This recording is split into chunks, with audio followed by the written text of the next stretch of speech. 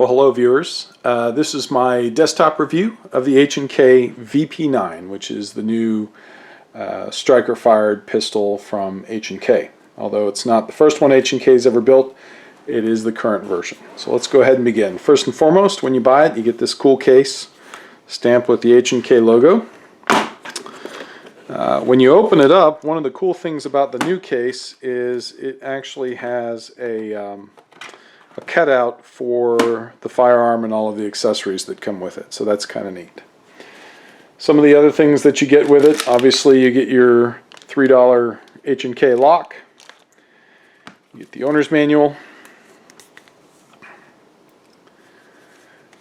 you get a spent shell casing. This one was shot by B. Werner about a year ago. Kind of cool. Of course, you get your ubiquitous H&K sticker, which you can put somewhere. And they do put some desiccant powder in there, I guess, to keep everything dry while it gets shipped over. So, let's go ahead and begin. So first things first, when you get the pistol, it is pretty cool. Comes in this nice case. The VP9 is what would be considered a full-size service pistol. You get one additional magazine, so a total of 2 magazines. And then you get a small, medium, and large backstrap and side panels. And this is kind of one of the cool things about this gun, is it is very customizable to your hand. So I'll show you how all that works here in just a second. Let's go ahead and get the pistol out of the box. Safety check it, which it is clear chamber, clear magazine, so the gun is safe. Let's go ahead and start this. So a couple things about the VP9 that are pretty neat. I'll give you an up-close view of it. First and foremost, this is a 9mm striker-fired semi-automatic pistol.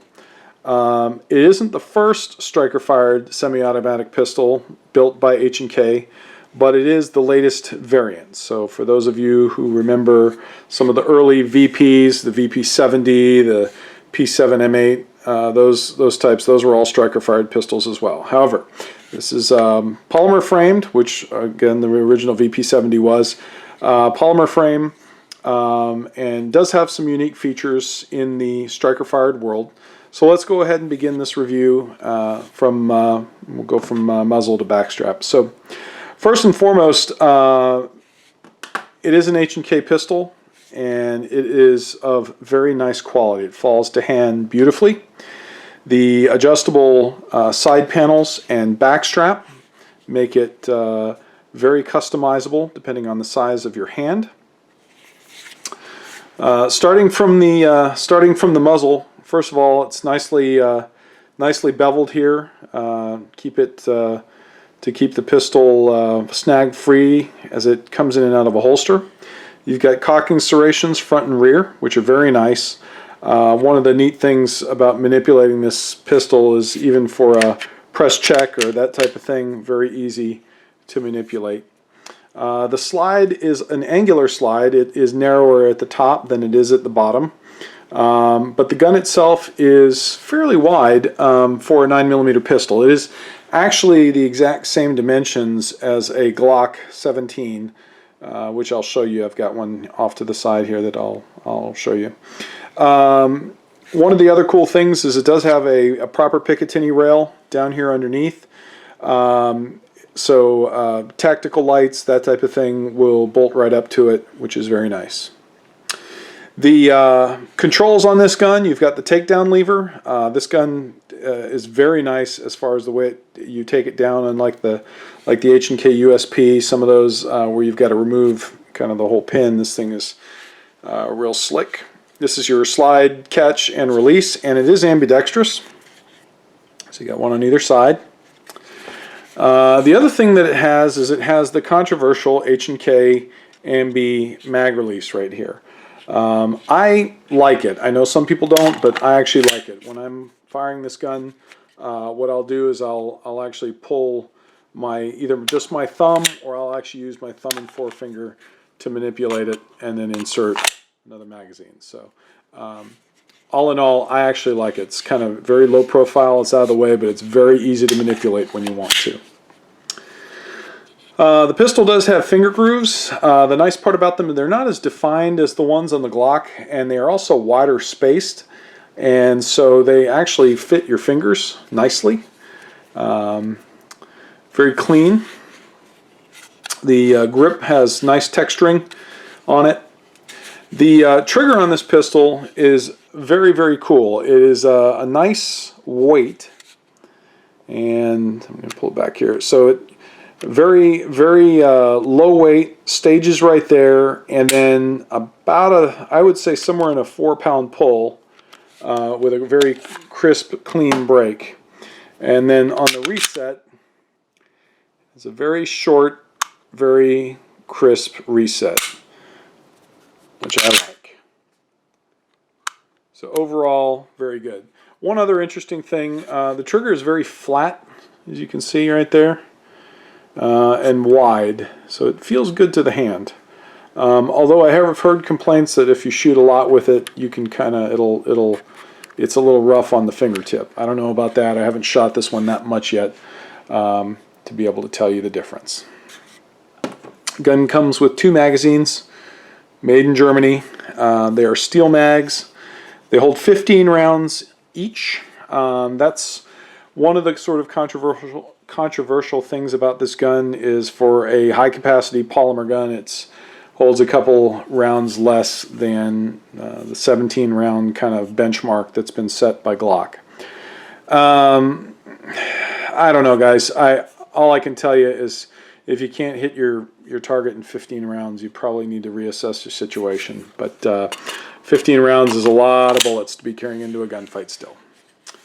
The sights on this gun, 3-dot sights, nice and clean.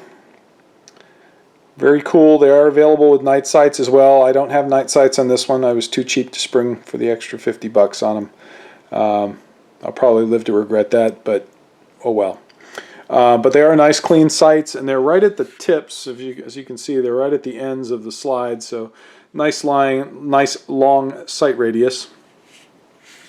One interesting thing about this gun are these tabs right here, and here. They're little ears that you can manipulate the slide with. They're actually designed for you to be able to grip as you manipulate the slide. I originally didn't think I would like that. I thought it was kind of hokey when I first saw it. Now that I've played with it a little bit, I absolutely love it. I think they're great. Why other gun manufacturers don't have that on there, I don't know. You actually don't really need the serrations when you have that on there. Plus, if you really needed to, I think you could probably use it against something to manipulate the slide if you really had to. So kind of a cool feature. They feel polymer, and I believe you can remove them. You can actually slide the rear slide off and remove them, and put the sight back. Sorry, the rear sight off, and remove them if it bugs you that much. But anyway, as you can see down in here, you've got a view of the striker.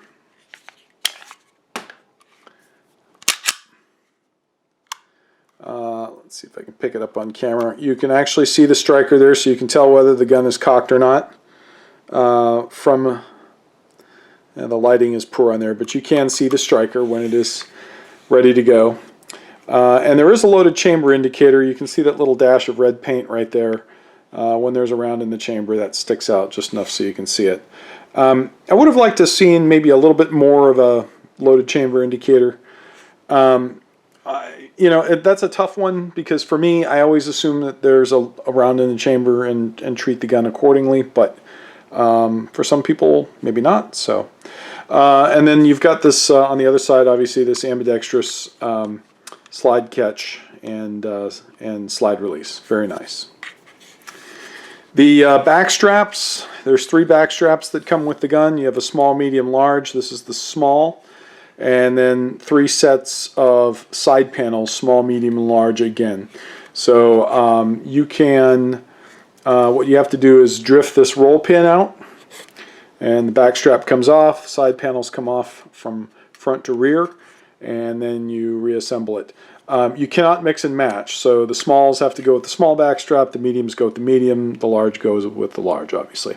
But you have 3 choices to make it custom to you, and so far I like the way it feels. It's got a great feel to it. I hold the gun, it falls right to hand, feels really good, and overall I'm very pleased so far. Cold hammer forged barrel, very high quality, typical H&K. Everything on the gun is very high quality. The finish is excellent, and overall I'm very impressed. The gun is made in Germany, properly made in Germany as an HK should be, and so far I like it. Last thing I'm going to do is show you guys a couple of comparisons. First thing I'm going to compare it with is this is the HK USP USP9, and as you can see, the profile, let's bring these in just a little bit. The profile on the VP9 is a little bit narrower all the way around, even though these are both 9mm pistols.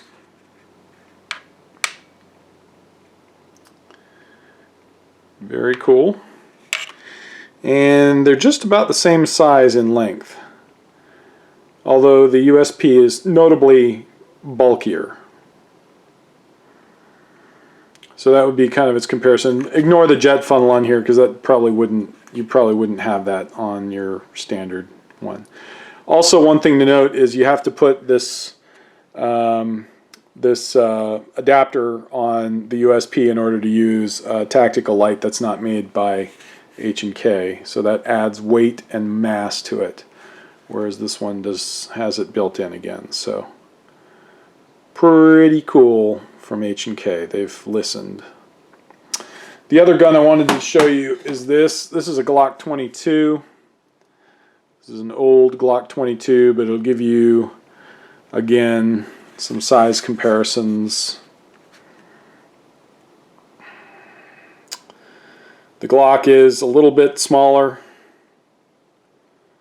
notably very clean on the sides, whereas the HK is a little busy. But I will tell you, obviously the Glock is probably the one that you are going to be comparing this gun to, and I think it's a great competitor to it. $650 in price, about $650, $699 with night sights, so it's competitive with a Glock pistol. It's unique. They just came out with a VP40 now, so the biggest difference between the VP40 and this one is the VP40 has a perfectly square slide. This one's got sort of that angular slide. The VP40, same gun, same size gun, except the slide is wider at the top. So yeah, very cool. Very happy to have it. I will report back to you once I've had a chance to really put some rounds through it and give you guys an idea of my impressions in the longer term. If you have any questions or comments, please don't forget to just put them in the comment section below. If you enjoyed the video, don't forget to give me a thumbs up, and don't forget to share and subscribe. We'll be putting out more videos as we can. Thanks so much. See you next time.